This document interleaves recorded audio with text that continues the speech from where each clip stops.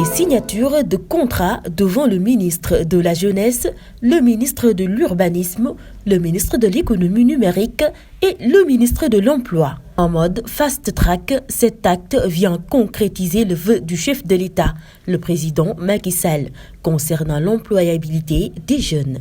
Xëyu Ndaw yi, un programme qui vient compenser le déficit d'emploi. Dame Diop explique. Ce matin, nous procédons officiellement au lancement des activités du pôle emploi de Dakar, tel que instruit par le président de la République, qui marque le démarrage effectif de ce pôle emploi en termes d'emploi, de formation, d'entrepreneuriat et d'accompagnement.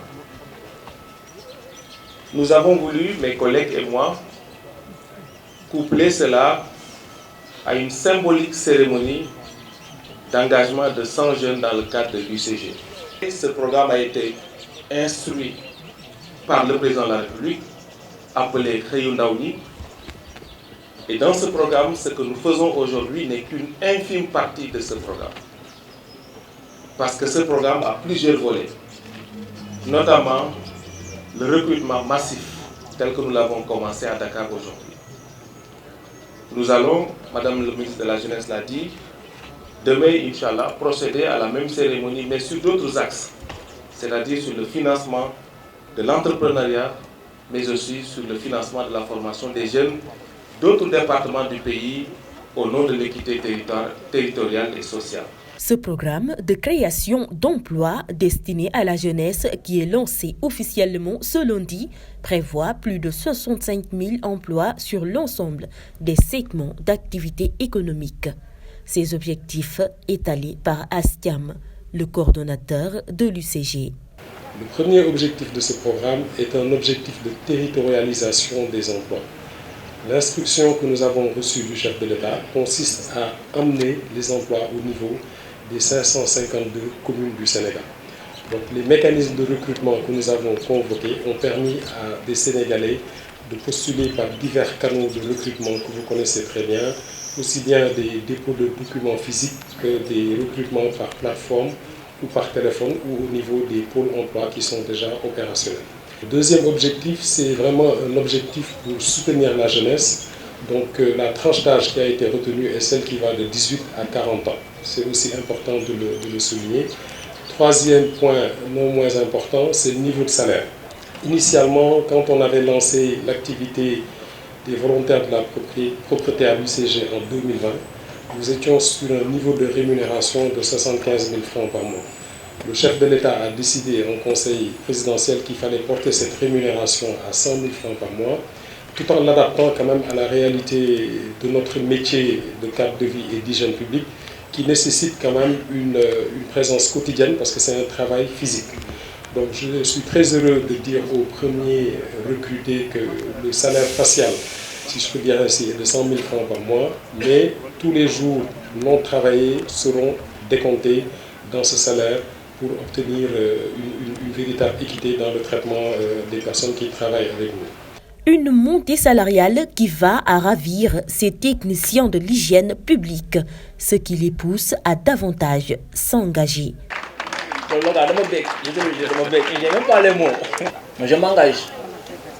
Je m'engage parce que un corps sain, un esprit sain, un environnement sain, parce que dëkk dafa war a set. Kontante ak mbégte parce que lu ñu yàggoon bëgg la tey yàlla may ñu ko kon dañ ciy kontaan. 12 000 emplois sont validés pour l'heure, dont 10 000 réservés à l'UCG et 2 000 à la Direction générale du cadre de vie. Ceci pour des contrats de 2 ans renouvelables une seule fois.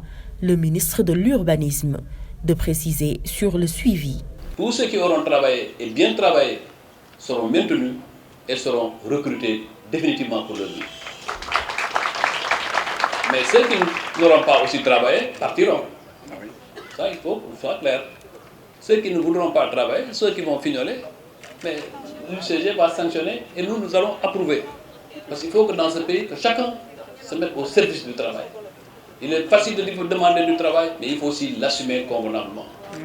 Et c'est pourquoi sur les 10 000 prévus pour l'UCG, 1438 tel que le veut le chef de l'État dans sa politique d'équité territoriale, 1438 sont réservés à la région, au département de Dakar.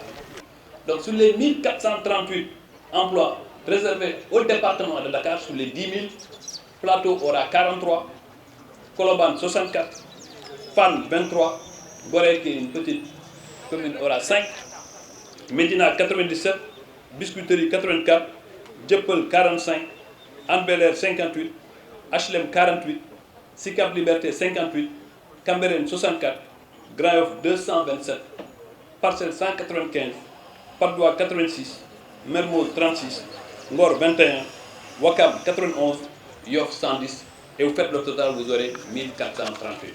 Ainsi sont répartis les 1438 agents dans le département de Dakar. Cependant, pour ce qui est des critères de sélection, Astiam y apporte des éclaircissements. Parce que c'est une sélection qui a été faite sur des bases totalement objectives. Donc, quand nous avons finalisé la réception des candidatures, nous nous sommes retrouvés avec un fichier consolidé de 40 845 candidats. Donc, on a fait un exercice sur Excel pour supprimer les doublons au niveau des cartes d'identité, au niveau des noms et prénoms, parce que l'objectif aussi que le président de la République nous a assigné, c'est que ces 65 000 emplois aient impacté 65 000 familles différentes. Donc on a fait toutes sortes de calculs pour dédoublonner, nettoyer le fichier, enlever les doublons, mais aussi enlever les données qui n'étaient pas intègres. Ceux qui ont postulé sans donner de numéro de téléphone, c'est des injoignables. Ceux qui n'ont pas de carte d'identité aussi, ils sont difficilement identifiables. À la suite de cet exercice, nous nous sommes retrouvés avec un fichier de 27 949 demandeurs d'emploi. Donc ça, c'est le fichier source ASENI. Suite à ça, en discussion avec les autorités compétentes, nous avons défini une matrice de critères de sélection qui tenait compte du niveau d'études, avec notamment une discrimination positive pour les moins diplômés, parce que ceux qui sont détenteurs de maîtrise et de doctorat ont d'autres possibilités, ils peuvent aussi aller vers d'autres dispositifs de création d'emplois ou de création d'entreprises. Donc nous avons déjà favorisé ceux qui ont les niveaux les moins élevés. Nous avons tenu compte de la situation matrimoniale des gens, mariés et célibataires. Nous avons aussi tenu compte de l'âge. Donc sur cette base-là, nous avons fait une extraction du département de la région de Dakar. Donc à partir de ces 27 949, on a extrait un fichier de 13 901 candidatures. Donc il y a 13 901 personnes qui ont postulé dans la région de Dakar et qui remplissaient ces critères. Ensuite, nous avons fait un deuxième niveau de tri en allant regarder dans les 19 communes d'arrondissement de Dakar comment se répartissaient ces 13 000 candidats. Et sur cette base-là, nous avons pu extraire un fichier de 857 candidats pour le département de Dakar. On a fait le même exercice pour Guédiawaye. Et sur ces 857 candidats, on est allé chercher, sur la base des instructions, encore une fois reçues des autorités, disons les extrémités. D'une part les plus jeunes, mais aussi les plus âgés, pour avoir un bon mixte. Et c'est ce qui représente aujourd'hui le parterre d'agents nouvellement recrutés. À présent, les dés sont jetés. L'avenir de la jeunesse ne dépend que de leur degré d'engagement. À la suite de cet acte posé par l'État du Sénégal, à savoir le lancement de ce programme intitulé Xëyu Ndaw yi, cette initiative qui vient remplir sa promesse faite aux jeunes de ce pays.